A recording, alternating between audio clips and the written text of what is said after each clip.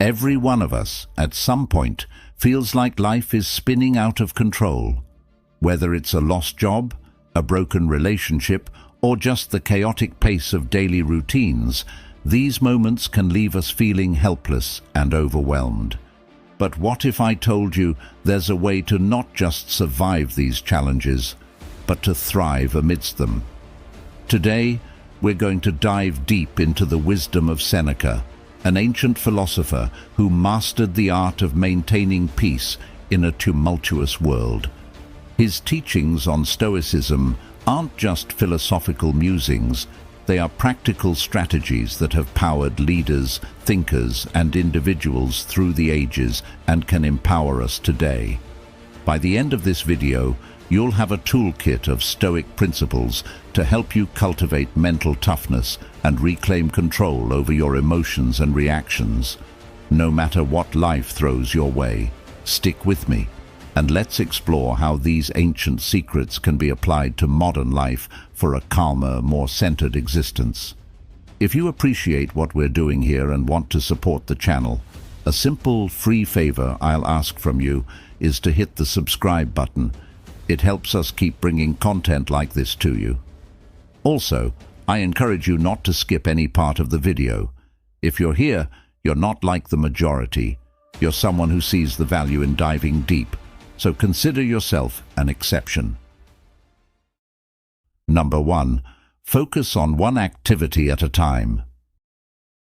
Seneca's wisdom, "To be everywhere is to be nowhere," captures a crucial principle that is often overlooked in our modern rush to do more and be more. The idea of focusing on one activity at a time is central to Stoic philosophy and can transform how we approach our daily tasks. In a world that celebrates the myth of multitasking, we need to pause and reconsider the effectiveness of this approach. When we try to multitask, we're spreading our attention thin, which can lead to increased mistakes and decreased quality of work. Marcus Aurelius, another revered Stoic philosopher, echoed this sentiment when he advised, "Concentrate every minute like a Roman, like a man, on doing what's in front of you with precise and genuine seriousness, tenderly, willingly, with justice, and on freeing yourself from all other distractions."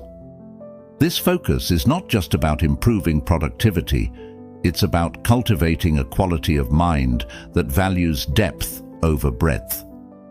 Focusing on one activity at a time allows us to immerse ourselves fully in the task at hand, whether it's a professional assignment, a personal project, or a meaningful conversation. This kind of deep work fosters a greater sense of accomplishment and satisfaction. Plato might argue that this singular focus helps us access a higher form of beauty and truth in our work, as it allows us to give our best effort and to create something that resonates with the ideals of goodness and excellence. Moreover, the psychological benefits of focusing on one task at a time are significant. It reduces the cognitive load on our brains, minimizing stress and enhancing our decision-making capabilities. Aristotle, who valued the development of virtues through habitual right action, would likely support this practice as a way to develop the virtue of temperance or self-control, helping us regulate our desire for distraction and immediate gratification. In practicing this focused approach, we not only follow the footsteps of Stoic philosophers, but also align with the teachings of modern psychology, which suggests that our brains are not wired to handle multiple complex tasks simultaneously. The quality of our work and our life improves when we give our full attention to one thing at a time. Socrates' method of deep inquiry and dialogue, focusing intensely on one subject to the exclusion of all else, exemplifies how powerful this method can be. Embracing this Stoic principle doesn't just make us more productive, it makes us more thoughtful, peaceful, and balanced individuals. It is a rejection of the chaos of modern multitasking and an embrace of a more deliberate and purposeful mode of being. As we practice this, we might find that not only do our results improve, but so does our overall well-being. Number 2. Practice philosophy to control your impulses. Seneca's insight, "All the greatest torments are the result of an undisciplined mind," reveals a profound truth about human nature. Our unchecked impulses can be the source of immense emotional turmoil and suffering. Stoicism, which emphasizes the importance of self-control and rational thinking, provides us with a framework to address this challenge. Rather than suppressing our emotions, which is neither healthy nor sustainable, Stoicism teaches us to understand and manage them. The process of managing our impulses begins with self-awareness. Epictetus, another Stoic philosopher, famously said, "No man is free who is not master of himself." This statement highlights the necessity of self-mastery in achieving true freedom and happiness. By becoming more aware of our impulses and the triggers that set them off, we are better equipped to handle them rationally. This doesn't mean denying our feelings, but understanding them deeply enough that we can respond in ways that align with our long-term goals and values. In the realm of philosophy, Aristotle also spoke about the importance of moderating our impulses through the development of virtues. He believed that virtue lies in finding the balance between excess and deficiency, a concept known as the golden mean. For instance, courage is the mean between recklessness and cowardice. Applying this to impulse control, we seek to find a balance between spontaneous reactions and complete inaction, aiming for thoughtful, deliberate responses that reflect our best selves. Moreover, practicing philosophy as a guide to controlling our impulses involves cultivating rational thought as a habit. Marcus Aurelius, in his Meditations, often reflected on the importance of aligning thoughts with rational and virtuous principles. He wrote, "You have power over your mind, not outside events. Realize this, and you will find strength."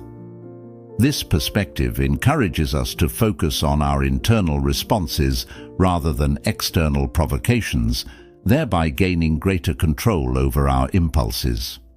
By critically examining our impulses with the aid of philosophical wisdom, we can begin to make choices that are not dictated by fleeting emotions, but are the result of careful thought and reflection. This practice not only strengthens our mental fortitude, but also helps us live more harmoniously with our values. It leads to a life where decisions are made not in the heat of the moment, but with a clear, composed mind. The Stoic approach to impulse control is about cultivating an inner dialogue that constantly questions and assesses our instinctive reactions. It is about making philosophy not just a subject we study, but a way we live our lives, allowing us to rise above immediate gratifications and achieve a deeper sense of satisfaction and purpose. This disciplined approach to managing impulses is not just about avoiding emotional pain, it's about forging a path to a more thoughtful, fulfilling life. Number 3. Stay prepared.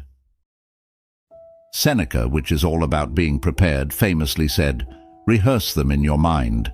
Exile, torture, war, shipwreck. All the terms of our human lot should be before our eyes."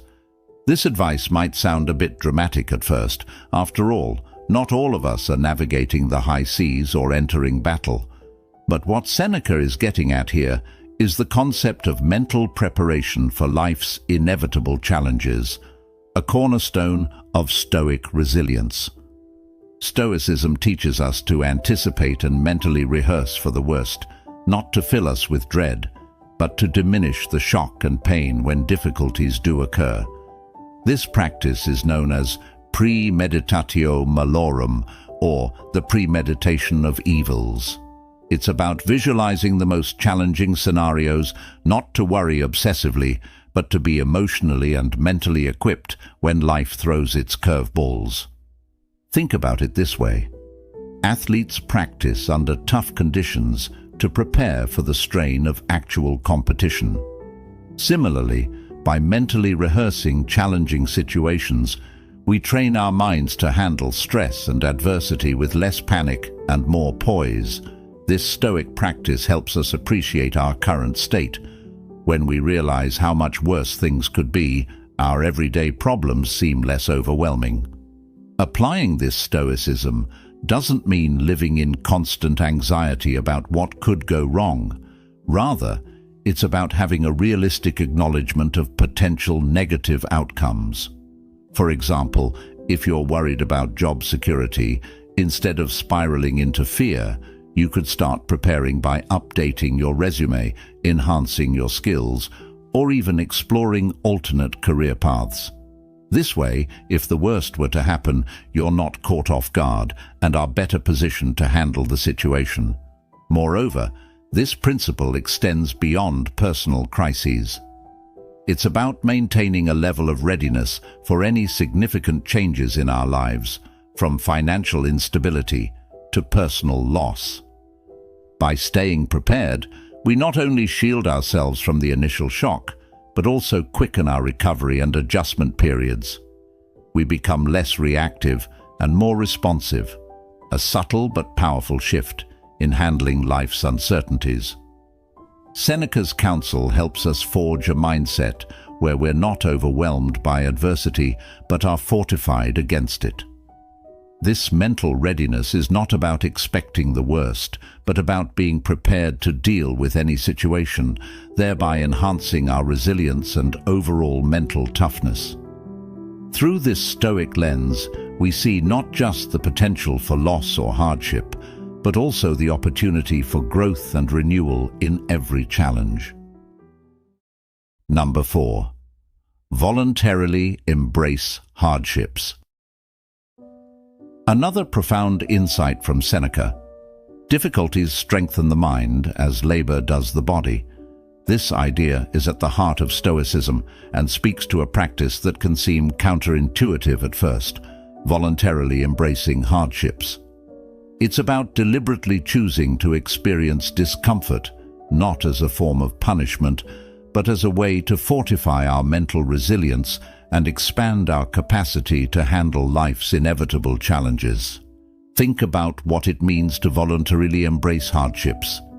It's like an athlete who trains under harsh conditions to prepare for a competition. The athlete understands that by pushing the limits in a controlled environment, they're better prepared for the stresses of the actual event. Similarly, by choosing to face difficulties head-on, whether that's taking on a challenging project at work, speaking up in public, or even opting to live more simply, we enhance our mental toughness and adaptability. Seneca's approach teaches us that when we step out